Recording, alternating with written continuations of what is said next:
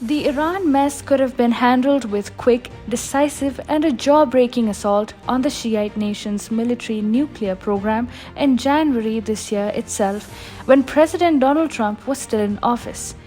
The Islamist regime of Iran would have fallen to pieces, and it would have abandoned all hopes of ever turning itself into a nuclear weapons regime. Donald Trump was not a president who pushed the United States into unnecessary foreign wars. However, Iran poses a global threat, especially to Washington, D.C., and its ally, Israel. Iran could have been shown what Trump's fire and fury looks like.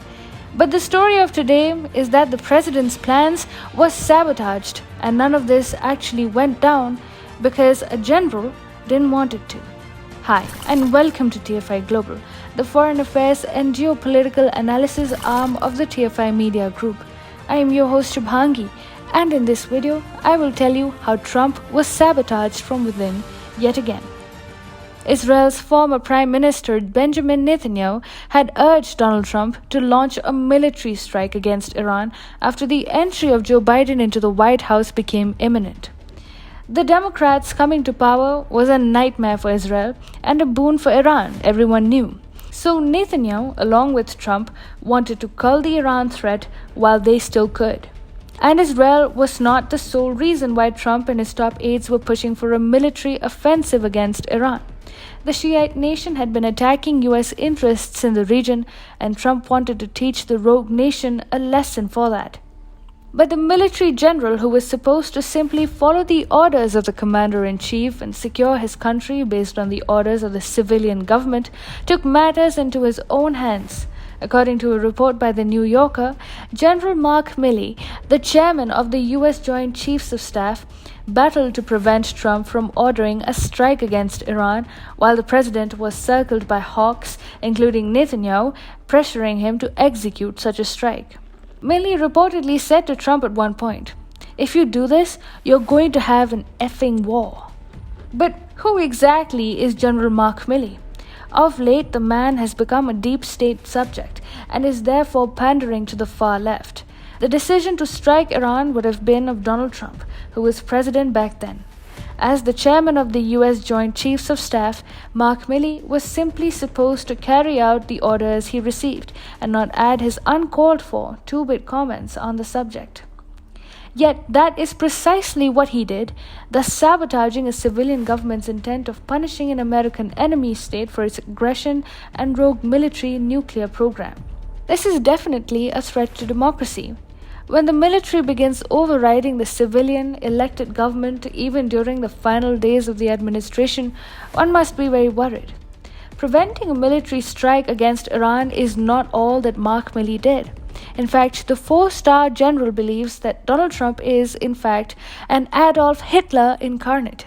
According to The New Yorker, Milley was of the belief that Trump would try to, and I quote, use the military on the streets of America to prevent the legitimate, peaceful transfer of power.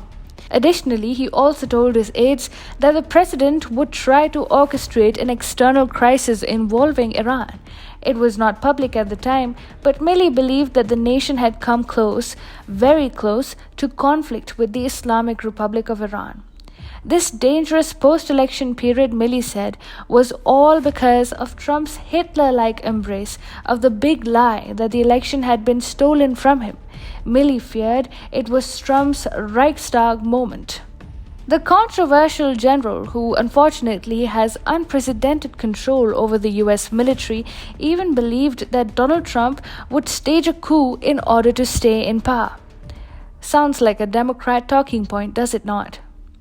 According to a book by Washington Post reporters, Milley and the other Joint Chiefs discussed a plan to resign one by one rather than carry out orders from Trump that they considered to be illegal, dangerous, or ill-advised. Milley spoke to friends, lawmakers, and colleagues about the threat of a coup, and the Joint Chiefs chairman felt that he had to be on guard for what might come. He said, "They may try, but they're not going to effing succeed." Lots of effing out there. They went on, "You can do this without the military. You can't do this without the CIA and the FBI. We're the guys with the guns." The overzealous military general who was trying to quote unquote protect American democracy from Trump, when actually he himself posed an unprecedented threat to it, effectively sabotaged the elected civilian government of the United States of America. Today, the world has to deal with Iran and its belligerents, not to mention its upcoming nuclear weapons, simply because a 4-star general of the United States military refused to do his job and instead decided to pander to the Democrats. The Democrats do not want the Middle East to be peaceful. These far left anti Americans want the region to be forever stricken with conflict and bloodshed. The Democrats, in any case, do not like Israel and are no friends of the Jewish people. Israel has already taken the task of derailing Iran's military nuclear program upon itself. Israel, under Netanyahu, warned repeatedly that it would act independently against Iran if necessary to prevent it from obtaining nuclear weapons. Iran, on the other hand, has continued to vow to destroy Israel. Iran has also installed an even more radical leader, Ebrahim Raisi, as its president. Netanyahu's successor, Naftali Bennett, too, has reserved Israel's right to take independent action against Iran. Reported by TFI, the Israel Defense Forces, or the IDF, have put forward a request to the Israeli government asking for a major defense budget hike whose sole intention would be to neutralize Iran's capability to produce nuclear weapons. The Israel Defense Forces is reportedly asking for a major budget increase worth billions of shekels so that it can properly prepare for a potential attack against Iran's nuclear program. Had the top American military general just done his job in January, the world would not be haunted by Iran's inevitable run towards nuclear weapons and an even more radical Islamist regime within.